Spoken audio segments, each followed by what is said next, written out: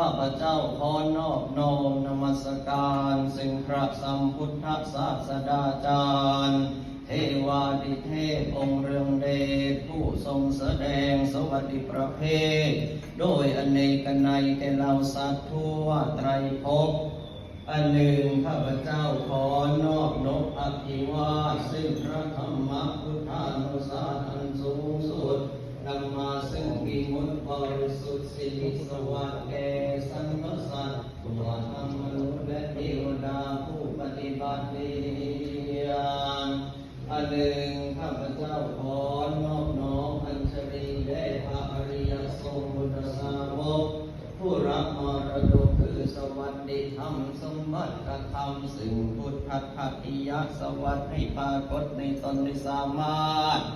ด้วยเดชอำนาจแห่งความนมัสการซึ่งวิมุตติสาระโสทิยกรวัตถุตัวทั้งสามไตรลักษณ์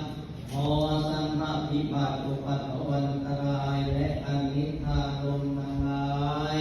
จงเสื่อมสูญหายสนิทส่วนอิทธาลมอันเป็นที่ชอบจิตและลืมใจทางสังฆสิริสวัสดิลาภายจงบังเกิดมีบริบูรณ์เต็มที่ในพิธีเทวาพิเศษวัตถุมงคลองค์พระภิกขุณีสวนองค์พระแม่อุมาเทวีองค์พระแม่รัศมีเทวีและองค์พระแม่สุรสวดีของ